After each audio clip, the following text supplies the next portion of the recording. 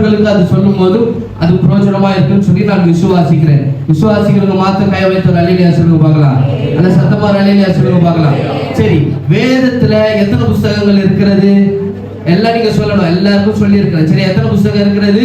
66 புஸ்தகங்கள் இருக்கிறது. முழு வேதாகமத்துக்கு எந்த புஸ்தகம் தான் மேலாட்டமா இருக்கு?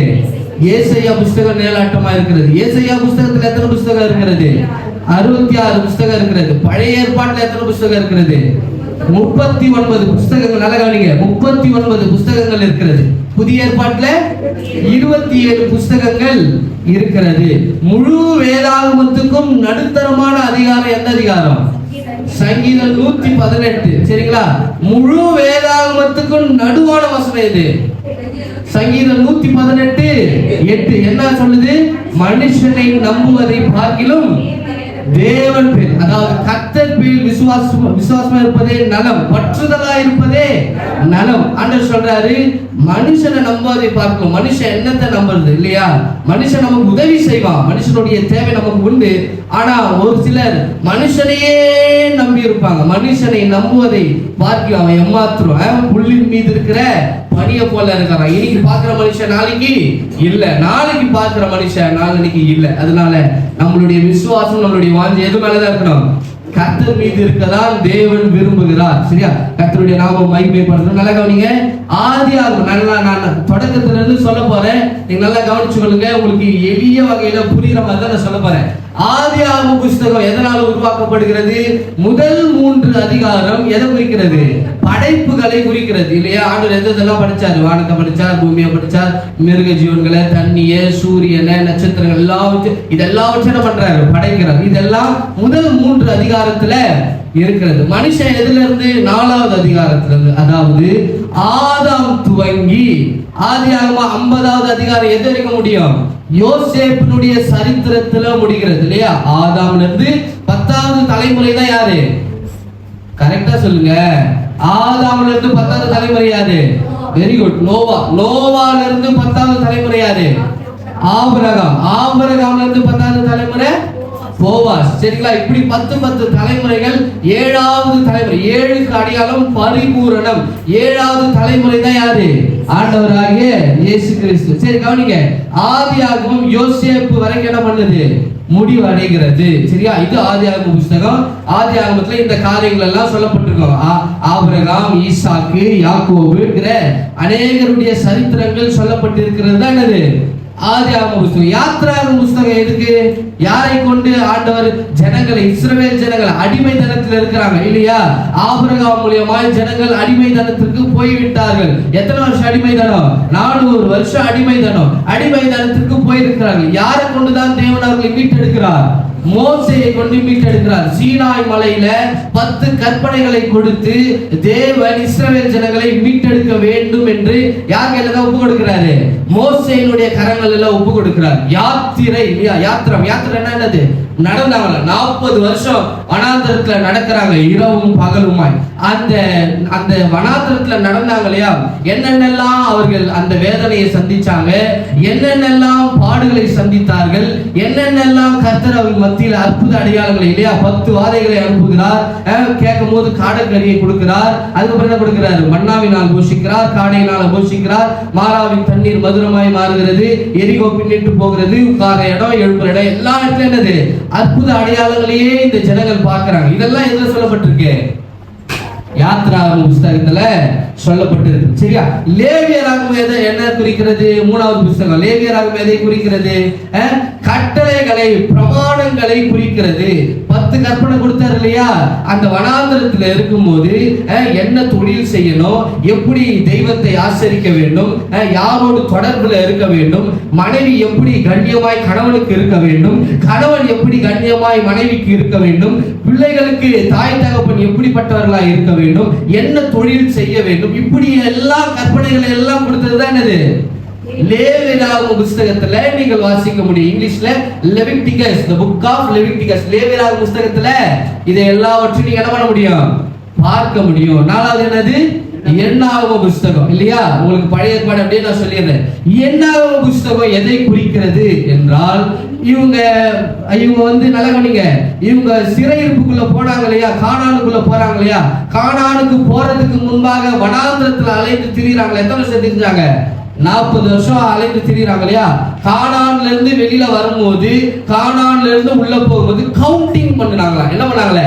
எண்ணிக்கை யார் யாரெல்லாம் இருந்தாங்க, 12 கோத்திரத்துல யார் யார் இருந்தாங்க, ரூபன் கோத்திரத்துல எத்தனை பேர் இருந்தாங்க, நப்தலி கோத்திரத்துல எத்தனை பேர் இருந்தாங்க, லேவி கோத்திரத்துல எத்தனை பேர் இருந்தாங்க, யூதா கோத்திரத்துல, இது மாதிரி கணக்கு எடுத்ததுதான் என்ன புஸ்தகம்?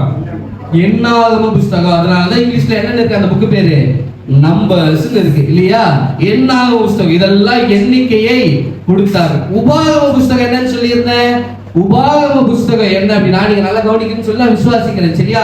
உபாகம புஸ்தகம் எதுனா, இவங்க சிறையிருப்புல இருந்து யோசுவாவினுடைய தலைமையில கானானுக்குள்ள போயிடுறாங்க இல்லையா?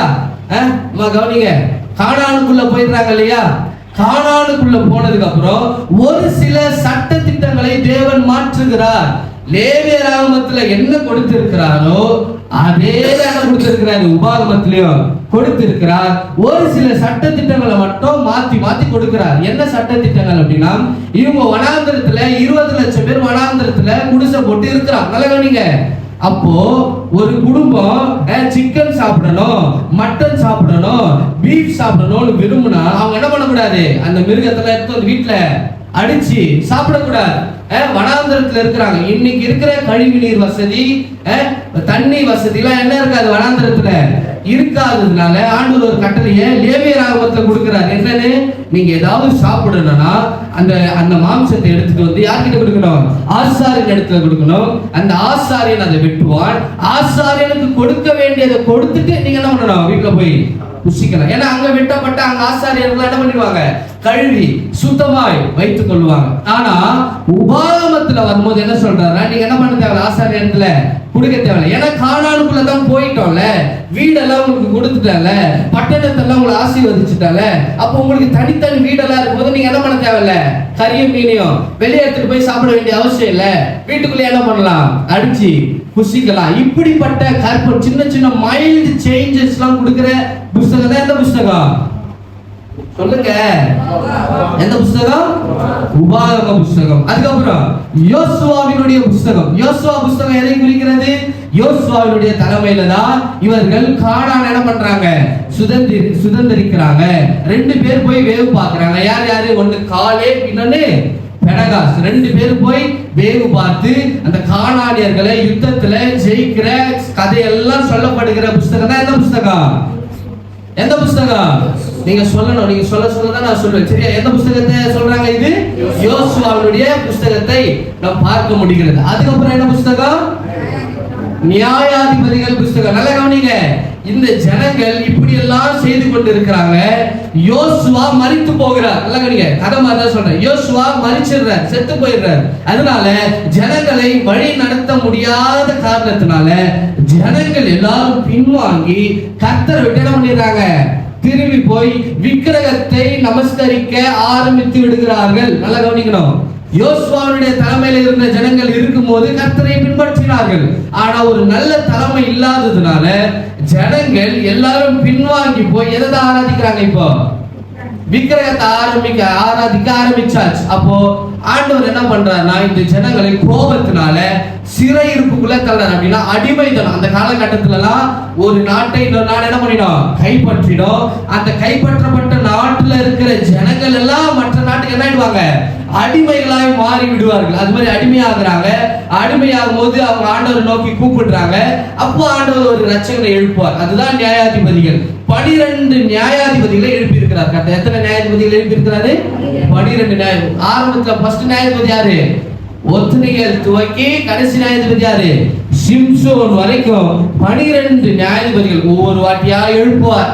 ஜனங்க அழுவாங்க, மறுபடியும் விடுதலை தருவார், மறுபடியும் பாவம் செய்வாங்க, மறுபடியும் சிறையிருப்பு, மறுபடியும் அழுவாங்க, மறுபடியும் இது மாதிரி 12 நியாயாதிபதிகளை என்ன பண்ணியிருக்கார்? கர்த்தர் எழுப்பி கொடுத்திருக்கிறார். ஒரு அல்லேலூயா சொல்லுங்க பார்க்கலாம். எல்லாம் கைகளை வைத்து ஒரு அல்லேலூயா சொல்லுங்க பார்க்கலாம். இப்படிப்பட்ட காரியங்கள் எல்லாம் நடந்து கொண்டு இருக்கிறது. சரிங்களா? கடைசி நியாயாதிபதி யாரு? சிம்சோன் வரைக்கும் எழுப்பியாச்சு. அப்ப ஆண்டவர் பார்க்கிறார். பார்த்து இந்த ஜனங்களை என்ன பண்ணலாம்? பாவம் செஞ்சுட்டே இருக்கிறாங்க, எவ்வளவு நாள் தான் நான் மீட்டு எடுப்பேன், இவர்களுக்கு ஆறுதல் சொல்லும்படி என்ன பண்ணலாம்? தீர்க்கதரிசிகளை ஏற்படுத்தலாம் அப்படின்னு சொல்லிதான் தீர்க்கதரிசி ஏற்படுத்துறார். யார் அந்த தீர்க்கதரிசி? சாமுவேல் தீர்க்கதரிசி. அதுதான் 1 சாமுவேல் புஸ்தகம் இல்லையா? சாமுவேல் தீர்க்கதரிசியை ஏற்படுத்துறார். ஆனா ஜனங்க என்ன சொல்ல ஆரம்பிச்சுட்டாங்க? இஸ்ரவேல் ஜனங்கள் எல்லாரும் என்ன சொல்ல ஆரம்பிச்சுட்டாங்கன்னா, எங்களுக்கு எல்லா தேசத்துல இருக்கிற போல ராஜா எங்களுக்கு வேணும். என்ன வேணும் கேட்டாங்க? என்ன வேணும் கேட்டாங்க? வாயை திறந்து சொல்லுங்க. என்ன வேணும் கேட்டாங்க? ராஜா வேணும்னு கேட்டாங்க இல்லையா? ராஜா எங்களுக்கு வேணும்னு சொன்னதுனால கர்த்தர் கட்டாயத்தின் நிமித்தம் யாரை தேர்ந்தெடுக்கிறார்? சவுல் ராஜாவை தேர்ந்தெடுக்கிறார். நாட்கள் போகிறது. ஆனா சவுல் ராஜா கர்த்தருக்கு பிரியமான காரியத்தை என்ன பண்ணல, செய்யாததுனால ஆண்டவர் சொல்றாரு, என் இருதயத்தை வேறு பக்கமாய் சாய்த்து யாரை செலக்ட் பண்றாரு? தாவீதை தேர்வு செய்கிறார். இதெல்லாம் நீங்க எந்த புத்தகத்துல வாசிக்க முடியும்? 1 சாமுவேல்ல வாசிக்க முடியும். சரியா? 1 சாமுவேல்ல வாசிக்க முடியும். 2 சாமுவேல்ல நீங்கள் போகும்போது தாவீதினுடைய கடைசி நாள் முடிந்து யாரை தான் செலக்ட் பண்றாங்க? சாலமோன். கரெக்டா? சாலமோனை தேர்வு செய்கிறார்கள். தாவீதினுடைய மகன் தானே சாலமோன். சாலமோனை தெரிவு செய்கிறார்கள். தேவன் அவனுக்கு உலகத்திலே இல்லாத ஞானத்தை கொடுக்கிறார், அறிவை கொடுக்கிறார், உயர்வை கொடுக்கிறார், மேன்மை கொடுக்கிறார். ஆனா காலங்கள் போக போக இந்த சாலமோன் என்ன பண்றான்? கர்த்தரை விட்டு பின்வாங்கி போகிறான். எத்தனை பேரை கட்டினானா? 1000 பேரை கட்டி இருக்கிறான். 700 மனைவிகள், 300 மறுமனையாட்டிகள் அப்படின்னு இருக்கு. போதல் நிறுத்தினானா? இல்ல, இறந்து போயிட்டான். இல்லைன்னா 2000 கூட என்ன பண்ணிருப்பான்? கட்டியிருப்பான். இது தேவனுக்கு பிரியம் இல்லாததுனால தேவன் அவன் என்ன பண்றாரு? தள்ளுகிறார். இதெல்லாம் சொல்லப்பட்டு இருக்கிற புஸ்தகம் தான் என்ன புஸ்தகம்? 2 சாமுவேல் புஸ்தகம். நல்லா கவனிங்க. 2 சாமுவேல் புஸ்தகம் வரைக்கும் வந்து நிக்கிறோம். இப்போ ராஜாக்கள் எல்லாரும் பாவம் செய்து இருக்கிறதுனால தேவன் அவருடைய பொறுமையை இழந்து என்ன பண்றாருன்னா, ராஜ்யம் என்ன பிரிச்சுட்டாரு? 2ஆ பிரிக்கிறார். நல்லா கவனிங்க. ராஜ்யம் இப்ப தேவனை விட்டு விலகி இருக்கிறது. ராஜாக்கள் இயேசுவை விட்டு விலகி இருக்கிறதுனால 2ஆ பிரிக்கிறாரு. எத்தனை கோத்திரம் இருக்கு? வாயத்தை சொல்லுங்க. எத்தனை கோத்திரம் இருக்கு? 12 கோத்திரம் இருக்கு. எப்படி பிரிச்சாரா? 10 கோத்திரம் ஒரு பக்கம், 2 கோத்திரம் ஒரு பக்கமா பிரிக்கிறார். நல்லா கவனிங்க. 10 கோத்திரம் ஒரு பக்கமா பிரிக்கிறார், 2 கோத்திரம் ஒரு பக்கமா பிரிக்கிறார். சரிங்களா? கவனிக்கிறீங்களா? இது வரைக்கும் புரியுதுன்றவங்க ஒரு அலையிலியா சொல்லுங்க பார்க்கலாம். கை வைத்து ஒரு அலையிலியா சொல்லுங்க பார்க்கலாம். 2 கோத்திரமா பிரிக்கிறார். இந்த 2 கோத்திரமா பிரிச்சார்ல, அந்த கோத்திரத்து பேர் என்னன்னா யூதா கோத்திரம், யூதா தேசம்னு பேர் வைக்கிறாங்க. 2 ராஜாக்கள் 2 கோத்திரமா பிரிக்கிறாங்க. அவங்க பேர் என்னது? 2 கோத்திரமா பிரிக்கிறாங்க. அவங்க பேர் என்னது? வாய்தான் சொல்லுங்க. 2 கோத்திரமா பிரிக்கிறாங்க. அவங்க பேரு 10 ராஜாக்களா பிரிக்கிறாங்களா? அவங்க என்ன கோத்திரம்? எப்ராஹிம் கோத்திரம். எத்தனை என்ன கோத்திரம்? 10 பேரா பிரிஞ்சவன் பேரு எப்ராஹிம் கோத்திரம். 2 பேரா பிரிஞ்சவன் பேரு யூதா கோத்திரம். யூதா தேசம், எப்ராஹிம் தேசம் என்று பிரிந்து கிடக்கிறது. 2 பேரும் கர்த்தரை விட்டு விக்கிரகங்களை வழிபட ஆரம்பித்து விட்டார்கள். நல்ல கவனிங்க. இந்த 2 கூட்டமா பிரிஞ்சாங்களே, அந்த தேசத்துக்கு எது தலைமை அப்படின்னா என்ன தலைமை? ஜெருசலேம் தான் தலைமையா இருக்கிறது. சரியா? என்ன தலைமையா இருக்கிறது? யூதா தேசத்துக்கு எருசலேம் தலைமையா இருக்கிறது. நல்லா கவனிக்கணும். இந்த 10 கோத்திரம் பிரிஞ்சிட்டு இல்லையா? இந்த 10 கோத்திரத்துக்கு எது தலைமையா இருக்கிறது? சமாரியா தலைமையா இருக்கிறது. என்ன தலைமையா இருக்கிறது? இந்த சமாரியால இருக்கிற ஸ்ரீதான் இயேசுசாமி கிட்ட வந்து சொல்ற, பாத்தியா தண்ணி கொடுங்க கேக்குறாங்களா இல்லையா? பாவப்பட்ட ஜனங்கள். புதிய ஏற்பாடுல நீங்கள் வாசிக்கலாம். சரியா? 10 கோத்திரத்துக்கு எது தலைமையா இருக்கு? சமாரியா தேசம் தலைமையா இருக்கு. 2 கோத்திரத்துக்கு எது தலைமையா இருக்கு? எருசலேம் தலைமையா இருக்கு. சரியா? 2 தேசமும் பிரிந்து கர்த்தரை விட்டு வழி விலகி என்ன பண்றாங்க? நிற்கிறதை நாம் பார்க்க முடியும். ஒரு அலையில சொல்லுங்க பார்க்கலாம். இந்த 2 ராஜ்யத்தையும் மாறி மாறி மாறி மாறி சொன்ன புஸ்தகம் தான் 1 ராஜாக்கள் புஸ்தகம், 2 ராஜாக்கள் புஸ்தகம். பாருங்க, நீங்க 1 ராஜாக்கள்லாம் வீட்டுல போய் வாசிச்சு பாருங்க. 1 இஸ்ரவேல் தேசத்தை சொல்லும் போது யூதா தேசமும் சொல்லும். யூதா தேசத்தை பத்தி பேசும்போது இந்த இஸ்ரவேல், அதாவது எப்ராஹிம் தேசம் பேர் தான் இஸ்ரவேல் தேசம். மாறி மாறி ராஜாக்கள் மாறி மாறி என்ன பண்ணுவாங்க? வருகிறதை நீங்கள் பார்க்க முடியும். ஒரு அலையிலியா சொல்லுங்க பார்க்கலாம்.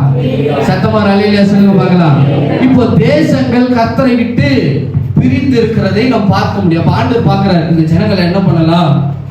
நான் தானே ராஜாவா ஆக்கி இருக்கிறேன், இவங்கள நான் தானே உயர்வை கொடுத்திருக்கிறேன், நான் தானே மேன்மையை கொடுத்திருக்கிறேன், நான் தானே ஆசீர்வாதமா வச்சிருக்கிறேன். ஆனாலும் பாருங்க எவ்வளவு நல்ல ஆண்டவர் பாருங்க. இவர்களுக்கு ஒரு தீர்க்கதரிசி அனுப்பலாம். யார் அனுப்புறாரு? யார் அனுப்புறாரு? ஏசாயா தீர்க்கதரிசி அனுப்புகிறார். அல்லேலூயா. ஏசாயா தீர்க்கதரிசி எப்படிப்பட்ட தீர்க்கதரிசி? பெரிய தீர்க்கதரிசி இல்லையா? 66 புத்தகங்கள், முழு வேதாகமத்துக்கும் நிழலாட்டமா இருக்கிறது எந்த தீர்க்கதரிசி தான்? ஏசாயா தீர்க்கதரிசி தான். ஏசாயா தீர்க்கதரிசி அனுப்புகிறார். எத்தனை வருஷம் தீர்க்க தரிசனம் சொன்னாரா? 70 வருஷம் தீர்க்க தரிசனம் சொல்லி இருக்கிறார். எத்தனை வருஷம்? தீர்க்க தரிசனம் என்னன்னா நடக்க போற காரியங்களை சொல்லுகிறது. குறி சொல்றாங்களே, அது போல அது நடக்கலாம் நடக்காம போலாம், அது வேற. தீர்க்க தரிசனம் என்பது நடக்கும். ஒரு அல்லேலூயா சொல்லுங்க பார்க்கலாம். கர்த்தர் சொன்னாரு நடந்தே தீரும். 70 வருஷம் தீர்க்க தரிசனம் சொல்றாரு. என்னன்னா நீங்க பொறுமையா கவனிங்க, உங்களுக்கு புரியும். என்னன்னு சொல்றாருன்னா யூதா தேசத்துக்கிட்ட சொல்றாரு. யூதா தேசம் என்ன தேசம்? 2 தேசமா பிரிஞ்சு இருக்கிறாங்களே, அவங்க கிட்ட சொல்றாரு என்னன்னு, நீங்க விக்கிரகத்தை வழிபடுறீங்க, தெய்வத்தை விட்டு பின்வாங்கி போறீங்க, அப்படி போகாதீங்கப்பா. கடவுள் உங்க மீது அன்பா இருக்கிறாரு, கரிசனையா இருக்கிறாரு. அதனால தெய்வத்து கூட நீங்க பின்வாங்கி போனதுனால அவர் வேதனை பண்றாரு. நீங்க என்ன பண்ணுங்க, கர்த்தரை மறுபடியும் சேவிங்க சொல்றாங்க. அப்போ ஜனங்க கேட்பாங்களா? நம்ம நல்லா இருக்கும்போது ஒரு நல்ல காரியத்தை, நம்ம மனம் திரும்ப வேண்டிய காரியத்தை சொன்னா நம்ம கேட்போமா? சொல்லுங்க, உங்ககிட்ட கேட்கிறேன். நீங்க நல்லா இருக்கிறீங்க, உங்களுக்கு ஒரு உபதேசம் சொல்றாங்க, கர்த்தருக்குள்ள வாங்கன்னு ஒரு உபதேசம் சொல்றாங்க, நம்ம கேட்போமா கேட்க மாட்டோமா? கண்டிப்பா கேட்க மாட்டோம். எங்க கேட்பீங்க? கேட்கவே மாட்டோம். நானே கேட்க மாட்டேன். அல்லேலூயா. கொஞ்சம் வயிற்றுல ஒரு ப்ராப்ளம், தலையில ஒரு ப்ராப்ளம், கையில ஒரு ப்ராப்ளம், காலில் ஒரு ப்ராப்ளம் வந்தா எங்க வருவீங்க? அப்ப அந்த ப்ராப்ளம் நல்லதா கெட்டதா? நல்லது. கை வைத்து அல்லேலூயா சொல்லுங்க பார்க்கலாம். அப்ப பிரச்சனை நமக்கு நல்லது. அப்பதான் திரும்புவான். கடிந்து கொள்ளுதலை அலட்சியம் செய்கிறவன் மிருக குணம் உள்ளவன், வசனம் சொல்லுது நீதிமொழிகள்ல. அப்ப பாருங்க, இப்படி எல்லாம் தீர்க்கதரிசனம் சொல்றாரு. ஒருத்தனும் என்ன பண்ணல, கேட்கல. அப்ப ஆண்டவர் ஒரு தீர்க்கதரிசி அனுப்புறாரு. ஏசாயா சொல்லி சொல்றாரு, நீங்க இப்படியே இருக்கிறீங்கன்னா சிரியா தேசம், சிரியா தேசம், சிரியா ராஜா வந்து உங்களை என்ன பண்ண போயிடுவான்? அடிமைப்படுத்த போறான். தயவு செய்து கர்த்தர் பக்கம் திரும்புங்கன்னு சொல்றாரு. ஜனங்க கேட்டாங்களா? கேட்கல. மறுபடியும் தீர்க்கதரிசனம் சொல்றாரு. என்னன்னா, பாபிலோன் ராஜா ஒருத்தன் வர போறான், அவனும் உங்களை என்ன பண்ண போறான்? அடிமை பண்ண போறான். தயவு செய்து கர்த்தர் பக்கம் திரும்பிடுங்கப்பான்னு கெஞ்சுறாரு. என்ன பண்ணல ஜனங்கள்? கேட்கல. ஏன் கேட்கலன்னா, அந்த அவர் தீர்க்கதரிசனம் சொல்லும் போது பாபிலோன் என்பது ஒரு சிறிய குக்கிராமம். அதாவது மாதாவரத்துல இருக்கிற படை அமெரிக்காவை வீழ்த்தணும் அப்படின்னா முடியுமா? மாதாவரத்துல இருக்கிற நாட்டில் அமெரிக்காவோட சண்டை போட முடியுமா? முடியாதா? முடியாது. அப்படி இருக்கிறாங்க. யூதா தேசம் பெரிய தேசம் அவர் தீர்க்க தரிசனம் சொல்லும் போது. ஆனா இந்த பாபிலோன் தேசம் ஒண்ணும் இல்லாத தேசம். இவர்கள் என்ன சொல்றாங்க? போயா நீ பாட்டுன்னு சொல்லிட்டு இருக்க, சின்ன ஆள் அவங்க அப்படின்னு அசட்டை பண்றாங்க. இன்னொரு தீர்க்க தரிசனம் சொல்ற என்னன்னு, நீங்க அடிமையா போக போறீங்க, அப்படி போனாலும் கவலைப்படாதீங்க, கோரேஸ் என்கிற ராஜா வந்து உங்களை என்ன பண்ண போறாரு? விடுதலை ஆக்க போறாரு. அதனால என்ன பண்ணாதீங்க, கவலைப்படாதீங்கப்பான்னு சொல்லி 70 வருஷம் தீர்க்க தரிசனம் சொல்லி என்ன பண்ணிடுறாரு? அவரு மரிச்சு போயிடுறாரு, இறந்து போயிடுறாரு. இந்த காரியங்கள் எல்லாம் எங்க போடப்பட்டிருக்கு? ஏசாயா புஸ்தகத்துல போடப்பட்டிருக்கு. சரியா? மறுபடியும் ஆண்டவர் இறந்துறாரு இல்லையா? அவருக்கு ஒரு காலகட்டம் இருக்கு இல்லையா? கடவுள் அவருக்குன்னு ஒரு வாழ வயதை கொடுத்து இருப்பார் இல்லையா? அவரு இறந்துட்ட பிறகு ஜனங்கள் இன்னும் மனம் திரும்புறாங்களா? மனம் திரும்ப இன்னொரு தீர்க்கதரிசி அனுப்புறார். என்ன தீர்க்கதரிசி? சரியா சொல்லுங்க. எரேமியா தீர்க்கதரிசி. அல்லேலூயா. ஏசாயா தீர்க்கதரிசி. இவர் சொன்னார் பாருங்க, எதுவுமே நிறைவேறல. என்ன? முதலாவது சிரியா சொன்னார் பாத்தியா? அந்த சிரியா தேசம் வந்து யாரை கைப்பற்றிட்டான்? இஸ்ரவேலை கைப்பற்றினான். அந்த 10 கோத்திரம் இருந்தாங்க பாத்தீங்களா, அவங்கள சிறையில வச்சுட்டான்.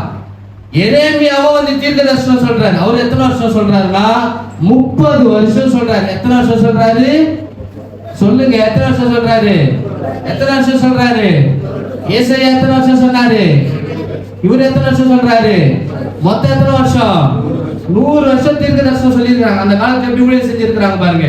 இன்னைக்கு நம்ம ஒரு நாள் ஏசாமியை பத்தி சொல்லு அப்படி அவன் கேட்காம போனாலும் நம்ம என்ன பண்ணிடுறோம்? விட்டுடுறோம். 100 வருஷம் சொல்லியிருக்கிறாங்க தீர்க்க தரிசனம்.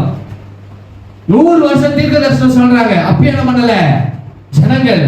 கேட்காததுனால ஏசாயாவும் எரேமியாவும் சொன்ன தீர்க்க தரிசனத்தின்படியே யார் வரா? சிரியா நாட்டுக்காரன் வந்து யூதா தேசத்தை கைப்பற்றி விடுகிறான். அல்லேலூயா.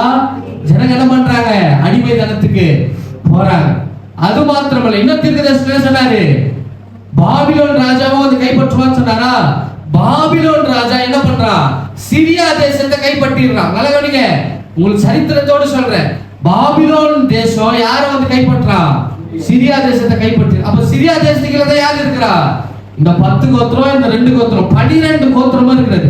அப்போ பாபிலோன் கீழே யார் யார் தான் அடிமையா இருக்கா? சிரியா தேசம், இஸ்ரவேல் தேசம், யூதா தேசம். 3 தேசம் என்ன இருக்கு? அடிமைகளா இருக்கு. யாருடைய தலைமையில அவங்க அடிமைத்தனம் பண்றாங்க? நேபுகாத்நேச்சார். அல்லேலூயா. இல்லையா? பாபிலோனுடைய ராஜா யாரு?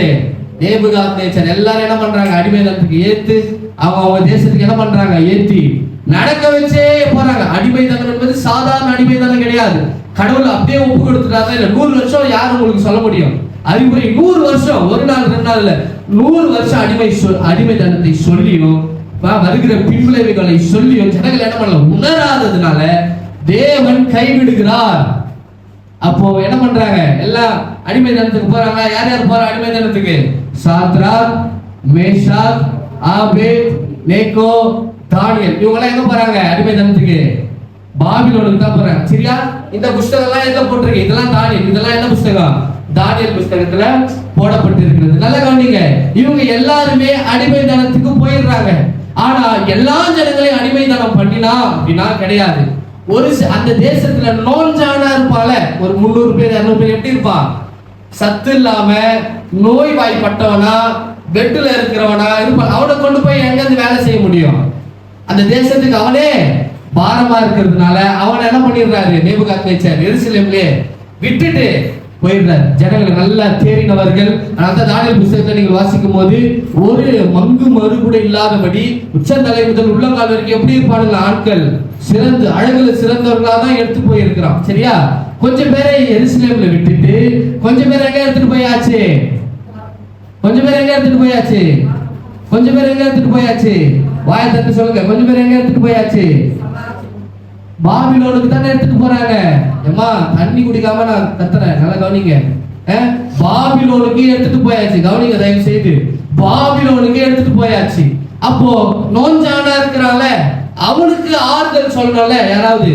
அங்கேயே யாரை விட்டுட்டு போயிடுறாங்கன்னா எரேமியா தீர்க்கதரிசியை விட்டுட்டு போயிடுறாங்க. கவனிக்கிறீங்களா? அங்கே யாரை விட்டுட்டு போயிடுறாங்க? எரேமியா தீர்க்கதரிசியை ஒரு ஜெயில அடைத்து விட்டு போய்விடுகிறார்கள். எரேமியாவுடைய சிறைச்சாலையில கதவு போய் அந்த ஜன்னல்ல பார்த்தோம்னா எருசலேமுடைய தேவாலயம் இருக்கிறது. சரியா? எருசலேமுடைய தேவாலயம் இருக்கிறது. அடிமையா கொண்டு போறாங்களே பாபிலோனுக்கு, அங்க அவங்களுக்கு ஆறுதல் சொல்லல தீர்க்கதரிசி. அங்க யாரை ஏற்படுத்துறாருன்னா கேபார் நதிக்கரையில இருக்கிற எசேக்கியேல் என்ன பண்றாரு? அங்க நியமிக்கிறார். சரி, அந்த ஜனங்களுக்கு யாரு தீர்க்கதரிசியா இருக்கிறா? இப்போ எசேக்கியேல் இருக்கிறாரு. இந்த எருசலேம்ல இருக்கிற கொஞ்சம் ஜனங்களுக்கு யார் தீர்க்கதரிசியா இருக்கிறா? எரேமியா. இது வரைக்கும் புரியுதுன்றவங்க கை வைத்து அல்லேலூயா சொல்லுங்க பார்க்கலாம். சத்தமா அல்லேலூயா சொல்லுங்க பார்க்கலாம்.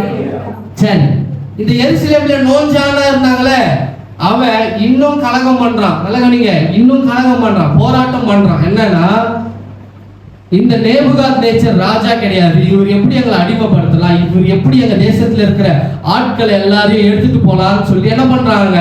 கலகம் பண்றாங்க. அது இதுன்னு எரேமியா சொல்றாரு. அப்போ எப்பா பாபிலோன் ராஜாக்கள் அடங்கி போங்க, அவன் விட்டுட்டு போயிட்டான்னு நினைக்காதீங்க. மறுபடியும் வந்து என்ன பண்ண போறான்?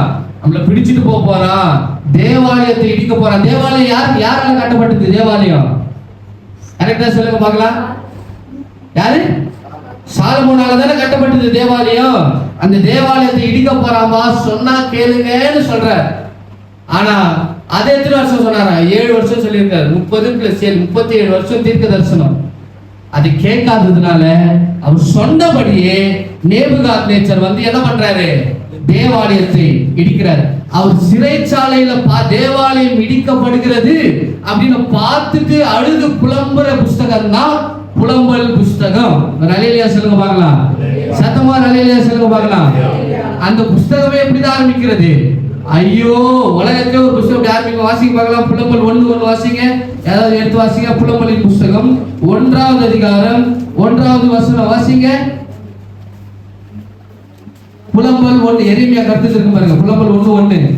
ஐயோ ஐயோ, ஜனம் பெருத்த நகரி தனிமையாக உட்கார்ந்து இருக்கிறாளே, விதவைக்கு ஒப்பானாலே, ஜாதிகளின் பெரியவளும் சீமைகளில் நாயகியுமாய் இருந்தவள் கப்பம் கட்டுகிறவள் ஆனாலே.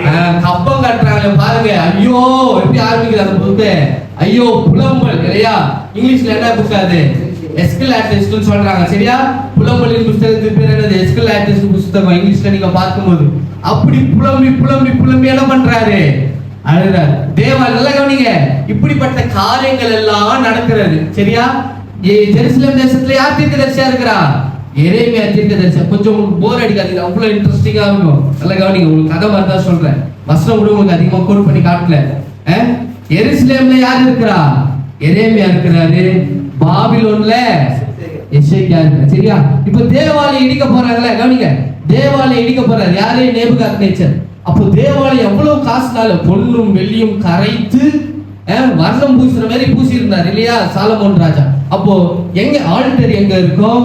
பானபலி, சமாதான பலி எங்க பலி செலுத்தணும்? அந்த இடம் எல்லாம் என்ன ஆயிடும்? இடிச்சுட்டா தெரியாது இல்லையா? ஒரு வீடு கட்டுறீங்க, இடிச்சுட்டா எங்க சமையல் ரூம், எங்க ஹால், எங்க கிச்சன், எங்க பெட்ரூம் தெரியுமா தெரியாதா? தெரியாது. அப்போ இது எல்லாத்தையும் அளவு எடுக்கணும்ல. அதனால நல்ல கவனிங்க, அதனால கேபார் நதியில, அதாவது பாபிலோன்ல இருக்கிறார் பாருங்க எசேக்கியா தீர்க்கதரிசி.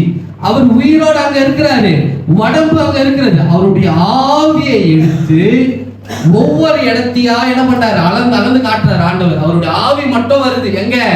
எருசலேம் தேவாலயத்திற்கு கேபார் நதியில இருந்து ஆள் அங்கேதான் இருக்கிறாரு. ஆவி மட்டும் வந்து தேவாலயத்தினுடைய சுற்றுப்புற எல்லாவற்றையும் அளந்து அளந்து அளந்து ரெக்கார்ட் பண்றாரு. அதுதான் எசேக்கியேல் புஸ்தகம். நீங்க எசேக்கியேல் புஸ்தகத்தை வாசிச்சு பாருங்க. இதை அளந்த, அதை அளந்த, வாசற்படியை அளந்த, பலிபீடத்தை அளந்தன்னு சொல்லி அளவுகோல்களை போடப்பட்டிருக்கும் எசேக்கியேல் புஸ்தகத்துல. இப்படி எல்லாம் அளந்து அளந்து என்ன பண்றாரு? தேவன் காட்டுகிறார். ஒரு அல்லேலூயா சொல்லுங்க பார்க்கலாம். சத்தமா ஒரு அல்லேலூயா சொல்லுங்க பார்க்கலாம். இப்படிப்பட்ட காரியம் எவ்வளவு நல்ல ஆண்டவர் பாருங்க. இங்கேயும் ஒரு ஆறுதல், அங்கேயும் ஒரு ஆறுதல். ஒரு அல்லேலூயா சொல்லுங்க பார்க்கலாம். இங்கே ஆறுதல் சொல்றாரு அடிமை இருக்கிறவங்க, அங்கே ஆறுதல் சொல்றாரு. இங்க எரேமியா வச்சு ஆறுதல் சொல்றாரு, அங்க யாரை வச்சு ஆறுதல் சொல்றாரு? எசேக்கியாவை வச்சு ஆறுதல் சொல்றாரா? சரி நல்லா கவனிங்க. இப்போ இந்த ஜனங்கள் அடிமையா இருக்கிறாங்க. இந்த ஜனங்கள் எப்படி இருக்கிறாங்க? அடிமையாக இருக்கிறார்கள். எங்க? பாபிலோன்ல. எத்தனை வருஷம் அடிமையா இருந்தாங்களா? 70 ஆண்டு காலம் அடிமையா இருக்கிறாங்க. எத்தனை ஆண்டு காலம்? எத்தனை ஆண்டு காலம்? அடிமையான சாதாரண அடிமை கிடையாது. அடிமையா போகும்போது முடியெல்லாம் மொட்டை அடிக்கப்படும், புருவம் எல்லாம் சரிக்கப்படும், வெட்டப்படும். இந்த ரெப்பை கூட என்ன பண்ண மாட்டாங்க? விட்டு வைக்க மாட்டாங்க. பெண்களுக்கு எந்தவித கற்புல உத்தரவாதம் என்பது கிடையாது. காலையில இருந்து வேலை செய்யணும், நைட்டு ராத்திரியில வீடெல்லாம் கொடுக்க மாட்டான். ஏதோ ஒரு குன்றுகள்ல, மலையில, அடிவாரத்துல எல்லாம் என்ன பண்ண போய் படுத்துக்கணும், காலையில எழுப்பி வந்துடும். இதுதான் என்னது? அடிமைதனம். இது மாதிரி எத்தனை வருஷம் அடிமையா இருந்தாங்களா? எத்தனை வருஷம் அடிமையா இருந்தாங்களா? 70 வருஷம் அடிமையா இருந்தாங்க சரிங்களா? அப்போ ஏசாயா தீர்க்கதரிசி என்ன சொல்றாரு? என்ன சொன்னாரு? அடிமையா போனாலும் கவலைப்படாதீங்க, யார் வந்து உங்களை விடுதலை ஆக்குவா? சொல்லுங்க. கோரேஸ் வந்து விடுதலை ஆக்குவா. சொல்றாரா இல்லையா? ஏசாயா தீர்க்கதரிசி புஸ்தகம் 44வது அதிகாரத்தை வாசிங்க. ஏசாயா புஸ்தகம் 44வது அதிகாரம் 27வது வசனம் வாசிங்க.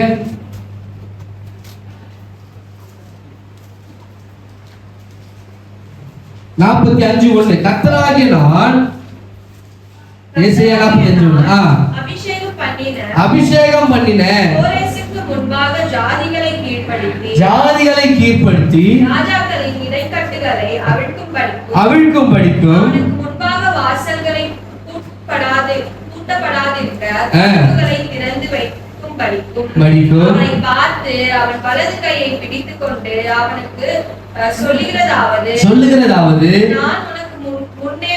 நான் உனக்கு முன்னே போய் போனதானவைகளை செவ்வையாக்குவேன். உன்னை பெயர் சொல்லி அழைத்திருக்கிற இஸ்ரவேலின் தேவனாகிய கர்த்தர் நானே என்று நீ அறியும்படிக்கு வெண்கல கதவுகளை உடைத்து இரும்பு தாழ்பாள்களை முடித்து அந்தகாரத்தில் இருக்கிற பொக்கிஷங்களை, ஒளிப்பிடத்தில் இருக்கிற புதையல்களையும் உனக்கு கொடுப்பேன். நான் என் தாசனாகிய யாக்கோபின் நிமித்தமும் நான் தெரிந்து கொண்ட இஸ்ரவேலின் நிமித்தமும் நான் உன்னை பெயர் சொல்லி அழைத்து நீ என்னை அறியாதிருந்தும் உனக்கு நாமம் தருகிறேன். நல்லா கவனிங்க. இப்போ கோரேஸ் வந்து என்ன பண்றாரு? விடுதலையாக்க போறார். யார் தீர்க்க தரிசனம் சொல்லி? ஏசாயாவும் எரேமியாவும் சொல்லியிருக்காங்க இல்லையா? 70 ஆண்டு காலம் நீங்க சிறையிருப்புல இருப்பீங்க. அதுக்கப்புறம் யார் தான் உங்களை விடுதலையாக்க போறா? கோரேஸ் விடுதலையாக்க போறான்னு சொல்லி எசேக்கியா அங்க இருக்கிற ஜனங்களுக்கு ஆறுதல் தேறுதல் சொல்றாரு. ஏன்னா அவர் கேபார் நதியில எங்க இருக்கிறாரு? பாபிலோன் தேசத்துல இருக்கிறாரு. இந்த செய்தி யாருக்கு போகுது அப்படின்னா, யாரு ராஜாவா இருக்கிறாங்க? பாபிலோன். நேபுகாத்நேச்சர் இருக்கிறார். சரியா? நேபுகாத்நேச்சர் வயதின் காரணமாய் மரித்து யார் தான் இருக்கிற? அவருடைய பிள்ளை. அவங்க பிள்ளை பேர் என்ன என்று சொல்லி இருந்தனே, யார் சொல்றீங்கன்னு பார்க்கலாம். நேபுகாத்நேச்சருடைய மகன் பேர் என்ன? பெல்ஷாசார். சரிங்களா? நேபுகாத்நேச்சருடைய மகன் பேர் என்ன? பெல்ஷாசார். சொல்லுங்க பாருங்க. நேபுகாத்நேச்சருடைய மகன் பேர் என்ன? நேபுகாத்நேச்சருடைய மகன் பேர் என்ன? பெல்ஷாசாருக்கு இப்படி ஒரு அறிவிப்பு கொடுக்கப்படுகிறது. என்னன்னு? எப்பா, நம்ம இஸ்ரவேல்ல இருந்து ஜனங்களை அடிமையா எடுத்துட்டு வந்தோம் இல்லையா? 7 வருஷம் அவங்கள சிறையிருப்புல இருந்து வெளியே போயிடுவாங்களாம். ஏசியா எரேமியாலாம் யாரும் தீர்க்க தரிசனம் சொல்லி இருக்கிறாங்களா? அந்த 70 வருஷம் முடியுதான், அதனால அவங்க போயிடுவேன்னு சொல்லி சந்தோஷமா இருக்கிறாங்க அப்படின்னு சொல்லி யாருக்கு சொல்லப்படுகிறது? பெல்ஷாசாருக்கு சொல்லப்படுகிறது. அப்ப பெல்ஷாசார் சொல்றான், அப்படியா? எங்களுடைய அப்பா அடிமை தனத்துல கொண்டு வந்த ஜனத்தை நான் என்ன பண்ணுவேன்? விடுவேனா? அது எப்படி போறாங்க அப்படின்னு சொல்லி கணக்கு பண்ணி எத்தனை வருஷம் வந்திருக்கிறாங்க கணக்கு பண்ணுனா 70 வருஷம் வந்திருக்கிறாங்கன்னு சொல்லி கணக்குல என்ன பண்றாங்க? காட்டுறாங்க. ஆனா ஆக்சுவலா 68 வருஷம் தான் ஆயிருந்தது. எத்தனை வருஷம் ஆயிருந்தது? எத்தனை வருஷம் ஆயிருந்தது? நம்ம ஆண்டவர் நீதியின்படி சரி கட்டுகிற தெய்வம். 68 வருஷம் தான் இருக்கு. அப்ப இவன் என்ன சொல்றான்? 70 வருஷம் ஆயிடுச்சே, இன்னும் வெளியே போலே.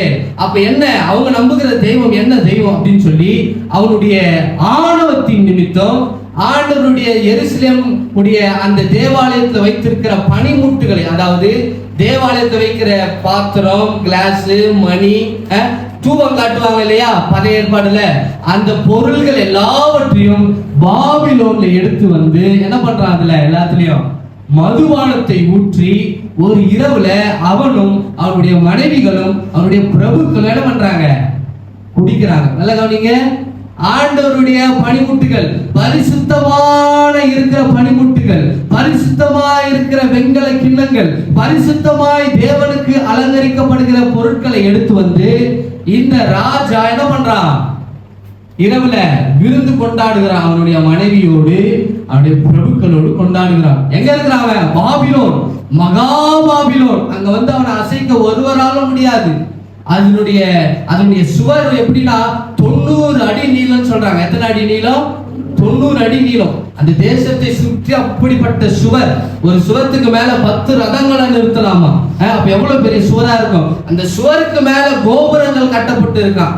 அப்படிப்பட்ட ஒரு மகா பாபிலோன்ல உட்கார்ந்து ஆண்டவருடைய பனிமுட்டுல என்ன பண்றான்? விருந்து கொண்டாடுகிறான். சரிங்களா?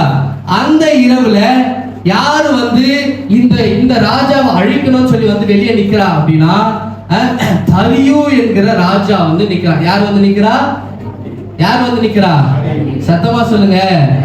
இது வரைக்கும் புரியுதுன்றவங்க ஒரு அள்ளில சொல்லுங்க. புரியுதியா? சுசிலமா புரியுதா உங்களுக்கு? எரோனிக்காக அவங்களுக்கு, அவங்களுக்கு புரியுதா? கலைக்கு அவங்களுக்கு இல்ல போர் அடிக்குதா? புரியுதா? சரி, நல்லா கவனிங்க. இப்படிப்பட்ட அவன் அகம்பாவத்துல ஆணவத்துல என்ன பண்றான்? பனிமுட்டுகளை வைத்து விருந்து கொண்டாடுக, மதுபானம் குடிக்கிறான். அவனுடைய மனைவிகளோடும் அவனுடைய பிரபுக்களோடும் நின்று குடிக்கிறான். இப்போ இவன் என்ன பண்ணணும்? அழிக்கணும் இல்லையா? தேவனுக்கே விரோதமா இருக்கிறான். அப்ப வந்துதான் ஒரு கை எழுதுது. என்ன எழுதுச்சு? மேனே மேனே தெக்கேல் உபாசி. இந்த வசனத்துல நீங்க 2 ராஜாக்களை வாசிக்க முடியும். ஒரு கை வந்து அவனுடைய செவுத்துல எழுதுது. அவன் குடிக்கும் போதே ஒரு கை வந்து ஒரு வார்த்தை எழுதுது. என்னன்னு? மேனே மேனே தெக்கேல் உபாசி. அப்படின்னா நீ இந்த இரவு என்ன பண்ணப்பட போற? கொலை செய்யப்பட போற அப்படின்னு சொல்லி மேதிய அரசனாகிய தரியு வந்து பாபிலோனுக்கு வெளியே நிக்கிறான். யாரை கொல்றதுக்கு? இந்த ராஜாவை, பெல்ஷாசாரை கொல்றதுக்கு வந்து நிக்கிறான். நல்லா கவனிங்க. பெல்ஷாசாரை கொல்றதுக்கு வந்து நிக்கிறான். ஆனா அவனை கொல்றது என்பது சாதாரண விஷயம் அல்ல. மகா பாபிலோன், எல்லா சுவரும் அவ்வளவு கனமா இருக்கிறது. எங்க கட்டி இருக்கிறான் பாபிலோன் அப்படின்னா, ஐப்ராத் என்கிற நதியில நடுவுல கட்டி இருக்கிறான். எங்க கட்டி இருக்கிறான்? ஐப்ராத் நதி என்கிற ஒரு பெரிய நதிக்கு மத்தியில தானே கட்டி இருக்கிறான். அந்த தேசத்தையே கட்டமைச்சிருக்கிறான். அது உள்ள போறது சாதாரண விஷயம் அல்ல. அது உள்ள போற இடம் எப்படி இருக்கு அப்படின்னா, அந்த நதி என்ன பண்ணுமா? அடிச்சு கொண்டு போகுமா. அந்த வழியா தான் என்ன போகுமா, நதி போகுமா. இந்த நதியில போயிட்டாலே என்ன ஆயிடும், இறந்து போயிடும். ஏன்னா நதி கரை புரண்டு ஓடுது. அப்போ இந்த தரியு ராஜா வந்து நிக்கிறான். இந்த நேபுகாத்நேச்சர் என்ன பண்ணலாம், நேபுகாத்நேச்சருடைய மகனை பெல்ஷாத்சாரை எப்படி கொல்றது, எப்படி ஜெயிக்கிறதுன்னு வந்து நிற்கும் போது அவனுக்கு ஒரு யோசனை வருகிறது. என்னன்னு, கோரேசை கூப்பிடுறான். பெர்ஷியா ராஜாவாகிய கோரேசை அவன் உதவிக்கு அழைக்கிறான். யார் கொண்டுதான் விடுதலை கொடுப்பேன் ஏசாயா தீர்க்கதரிசி சொல்லி இருக்கிறாரு, இந்த கோரேசை வச்சுதான். சரிங்களா, இந்த கோரேஸ் என்ன பண்றான், உதவிக்கு அழைக்கிறான். கோரேஸ் என்ன சொல்றான், ஓகே ரைட் நான் என்ன பண்றேன் வரேன், நம்ம என்ன பண்ணலாம் பாபிலோனை ஜெயிக்கலாம் அப்படின்னு சொல்லி வந்து 2 தேசத்தினுடைய ராஜாக்கள் பாபிலோனுக்கு வெளியே வந்து நிற்கிறதை நீங்கள் வேதத்துல வாசிக்க முடியும். அப்போ நிற்கும் போது என்ன சொல்றானா, இது சாத்தியமே இல்லை. என்ன ஆகுது, கரை புரண்டு ஓடுது வெள்ளம். அப்ப என்ன பண்றான் அப்படின்னா, கோரேஸ் ஒரு யுக்தி பண்றான். என்னன்னா, இந்த கரை புரண்டு ஓடுது இல்ல வெள்ளம், இது என்ன பண்றான், வெள்ளத்தை என்ன பண்ணிட்டான், திருப்பிட்டான். வழியை வெட்டி என்ன பண்ணிட்டான், திருப்புனதுனால அந்த நதியில போற தண்ணீர் எல்லாம் சதுப்பு நிலங்கள்ல போக ஆரம்பிச்சுதான். எதுல போக ஆரம்பிச்சுதான், எதுல போக ஆரம்பிச்சுதான், அது தீர்க்கதரிசனம் நிறைவேற்ற பாருங்க. 44:26 வாசிங்க, 27 வாசிங்க. ஏசாயா 44:27. அதுதான் உங்களுக்கு கதையா சொன்னாதான் புரியுது, நான் சொல்றேன் வாசிங்க. நான் ஆழத்தை நோக்கி வற்றி போ என்றும் உன் நதிகளை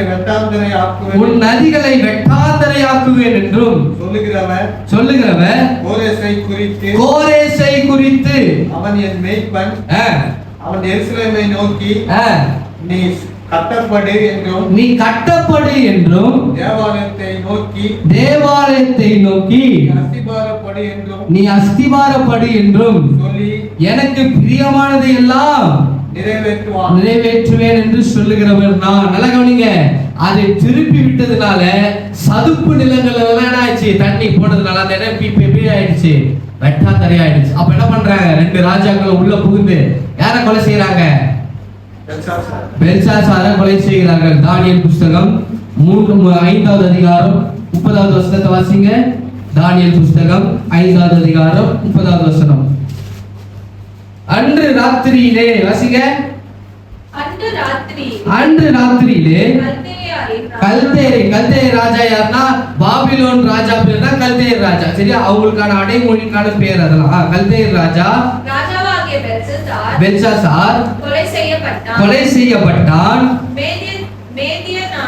மேதியனாகிய தரியு தன் 62ஆம் வயதில் ராஜ்யத்தை கட்டிக்கொண்டான். அல்லேலூயா. தன் 62ஆம் வயசுல என்ன பண்ணிட்டான், ராஜ்யத்தை கட்டிக்கொண்டான். ஒரு அல்லேலூயா சொல்லுங்க பார்க்கலாம். கையவைத்தர் அல்லேலூயா சொல்லுங்க பார்க்கலாம். எவ்வளவு பெரிய கும்பனா இருந்தாலும் தேவன் நினைத்தா அவன் என்ன பண்ணிடுவாரு, மடங்கடிச்சு விடுவார். இப்போ எல்லாரும் யார் கீழே தான் இருக்கிறாங்க, இப்போ தரியு கீழே தான் இல்லையா. பாபிலோன் எதெல்லாம் சிறையாக்கப்பட்டுச்சு, சிரியா தேசம், இஸ்ரவேல் தேசம், யூதா தேசம், இது எல்லாத்தையும் யார் தான் ஆண்டு செஞ்சிருந்தா, பாபிலோன் தானே வச்சிருந்தாரு. இப்ப பாபிலோனை யார் ஜெயிச்சிட்டா, இந்த மேதி அரசனாகிய தரியு ஜெயிச்சதுனால இது எல்லா ஜனங்களும் யார் கீழே வந்துட்டாங்க, இந்த தரியு கீழே வந்துட்டாங்க. சரி, இப்ப நல்லா கவனிங்க. இந்த தரியு ராஜாவுக்கு ஆண் வாரிசு கிடையாது. இந்த தரியு ராஜாவுக்கு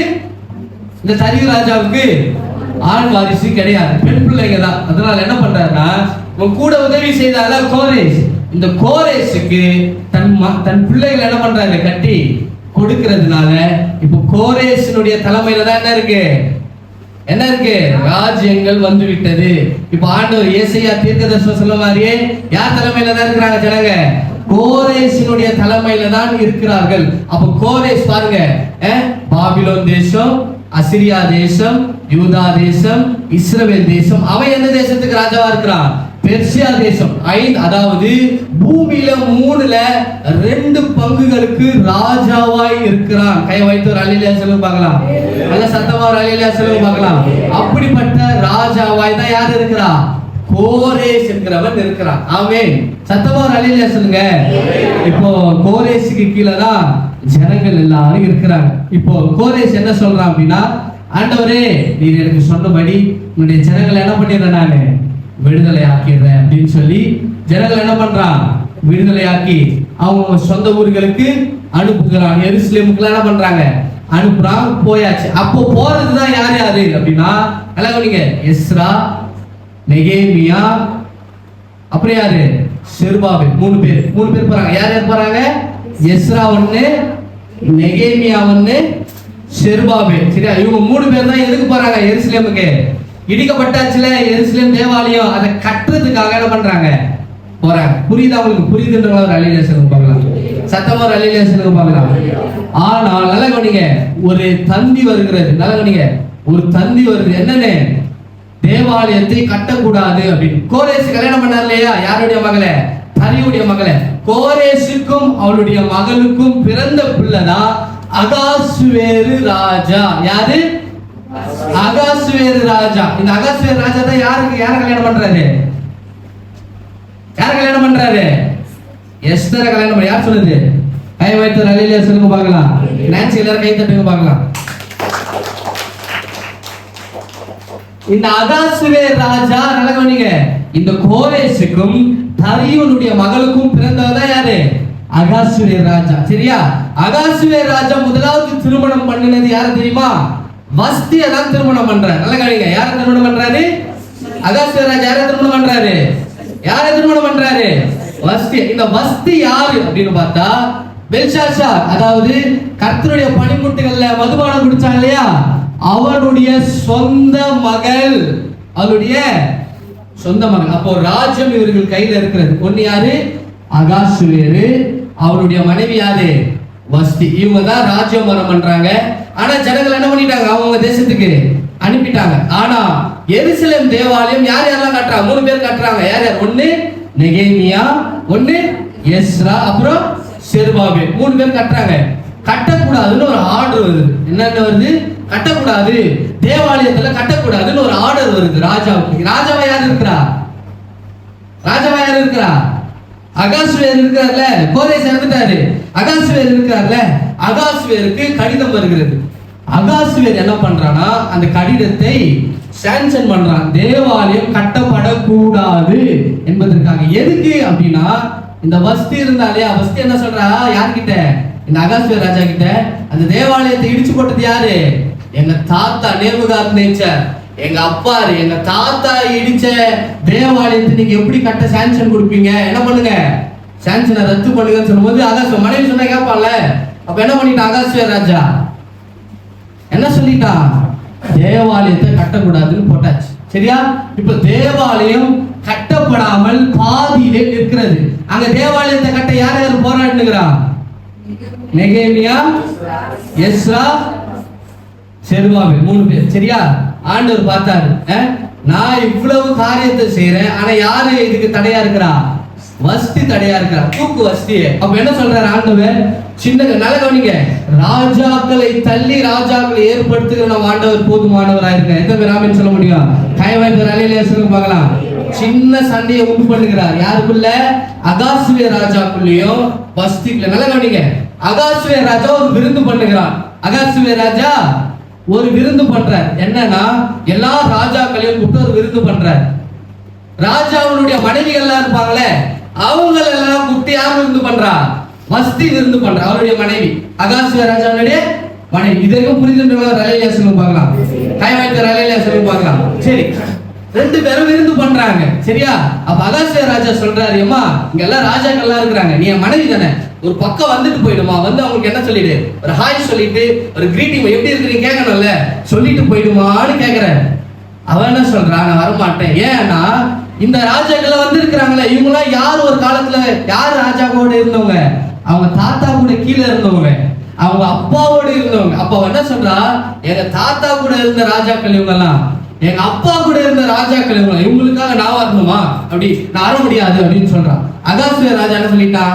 நீ வரவே தேவையில்ல, போயிடுன்னு சொல்லிட்டான். அவ்வளவுதான். என்ன ஆச்சு? வஸ்திய துரத்தி விட்டு ஆண்டவர் வஸ்தியத்துல யார வைக்கிறா? எஸ்தரை வைக்கிறா. கை தட்டி ஆண்டவரை மகிமைப்படுத்தி பார்க்கலாம்.